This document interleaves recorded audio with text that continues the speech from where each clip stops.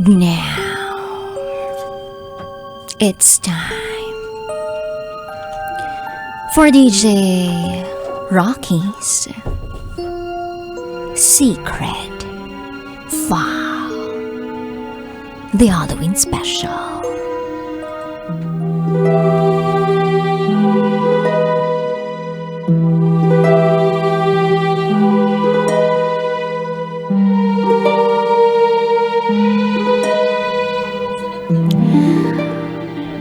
Umiiyak ang anak ko sa akin sa loob ng kwarto. Nagsusumbong. Pagbaba ko, andoon ang anak ko. Kaharutan ng kapatid ko. Sino ang umiiyak sa loob ng kwarto?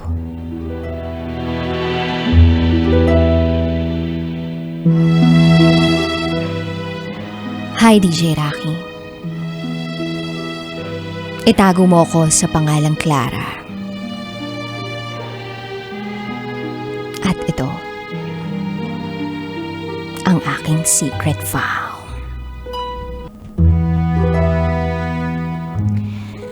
I'm 27 years old.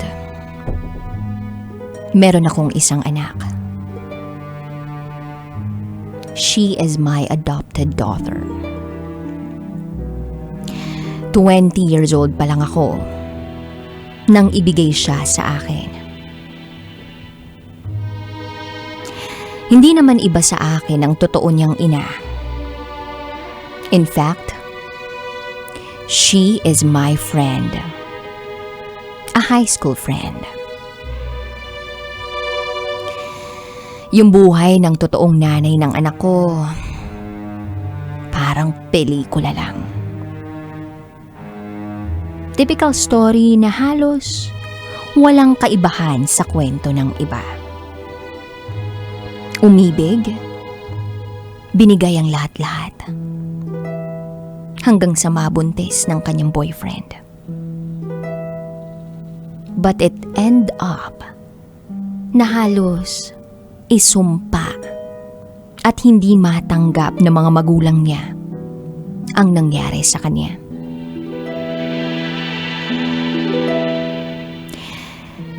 Nag-aaral pa ako noong mga panahong tinanggap ko si Celes. Hindi tunay na pangalan ng anak ko. Hindi naman sa pagmamayabang. May kaya naman ang pamilya ko. Kaya suportadong tinanggap rin ng mga magulang ko ang bata. My little Celes is legally mine. As in lahat ng papeles na nandoon ang pangalan niya, ako ang legal niyang ina. Habang lumalaki si Celes, mas lalo ko siyang minamahal. Mas lalo akong nagkakaroon ng drive sa buhay para maging successful kasama siya. Mas lalo kong pinagdoble yung cravings ko sa mas masaganang buhay para sa kanya. Until her 5th birthday happened. Everything was perfect. Lahat talaga masaya. Ginanap namin ang birthday celebration niya sa Cebu, kung saan doon nakabili ang parents ko ng isang private property. That feeling na sobrang saya ko para sa kanya. Kahit na hindi naman talaga ako ang totoo niyang ina. After the celebration, we decided na i-extend pa ang pagstay namin since holiday din naman. Gabi na at tapos na kaming mag-dinner nung time na yon. Buong pamilya ko nasa sala. Ako naman, ilang minuto lang akong naging busy sa phone ko dahil sa trabaho. Hindi ko na napansin na wala pala ang anak ko. Hanggang sa biglang nagtanong yung kuya ko kung nasaan daw si Celes. Eto na yung time na sobra akong naalarma. Lahat kami naghahanap sa kanya na para bang imposible na makalabas siya dahil sarado naman ang mga pinto. Nahalughog na namin ang buong bahay. Pero hindi namin makita ang anak ko. My dad was panicking that time. Then lahat kami napatigil na lang nang makita namin na nakaupo si Celes sa bench na nasa tapat ng bahay namin. Mag-isa lang siya. Habang hawak niya yung color pencil niya. Tumatawang mag-isa. Tapos nakatingin siya sa left side niya na para bang may kinakausap.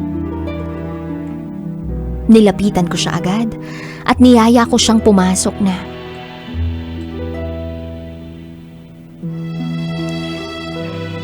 Tinanong ko pa siya kung paano siya nakalabas at sino ang nagpalabas sa kanya. At ang sabi niya, may babae raw na niyaya siyang umupo at nakipag-usap daw sa kanya. Pero wala namang kaming nakita na babae nung gabing yun. Matalinong bata ang anak ko. Alam kong minana niya yun sa totoo niyang ina. At kampante rin ako na hindi siya nagsisinungaling. Habang tumatagal, napapansin ko ang pag-iiba ng kilos niya. Madalas ko siyang nakikita na nagsasalitang mag-isa. Minsan naman, naririnig ko siyang tumatawa. Kapag tinatanong ko siya kung bakit, ang sasabihin lang niya ay, wala po. Tapos parang babalingan niya yung mga laruan niya at magpapatuloy sa paglalaro. Hindi ko rin maintindihan kung anong nangyayari sa kanya. There was a time naman na bigla niya akong ginising. At ang sinasabi niya sa akin ay natatakot daw siya dahil may gusto raw kumuha sa kanya. Iniisip ko na baka normal lang na panaginip yun ng mga bata o epekto ng mga pananakot ng mga matatanda sa kanila. Pero hindi yun ang naging huli. Nasundan pa ng mga kung ano-anong mga bagay ang nangyayari kay Celes. One day, hapon, nasa kwarto ako since I'm working from home. Normal na sa akin na hindi ako nagpapaistorbo habang ako'y nagtatrabaho. Lumalabas lang ako kapag gusto kong i-check ang anak ko. Nagulat na lang ako na habang babad ako sa trabaho, ay biglang pumasok si Celes. Umiiyak. Imbes na sa akin siya dumiretso, sa kama siya pumunta. Doon umupo habang umiiyak. Ako naman nagtaka bigla. Dahil kadikit na kadikit niya yung kapatid kong babae na 20 years old. Walang patid ang pag-iyak niya. Tinanong ko siya kung bakit. Anong nangyari ganito ganyan? Pero yung iyak niya parang hinahabol yung paghinga niya. Then sabi niya, "Tita, oh, hurt me." Inamo-amo ko pa siya. Natahan na. Nalagot sa akin ng tita niya.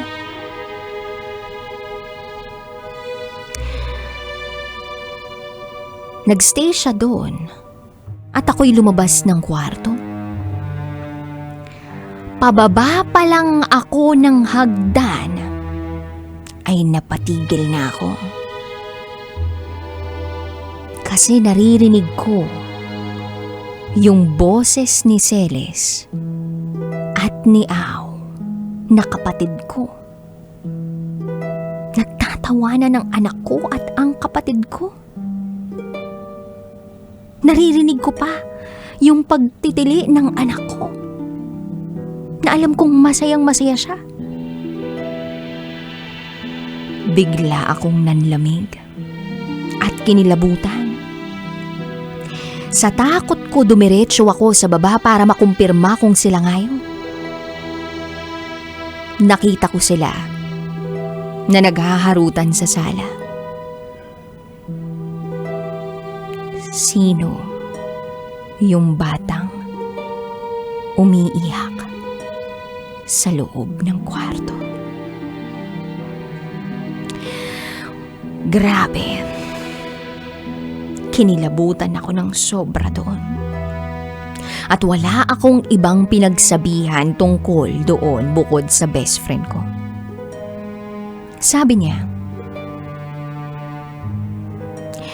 bata pa raw si Celes, pero posible raw na may kakaiba talagang nangyayari rito. Pero ang sabi ko, imposible naman.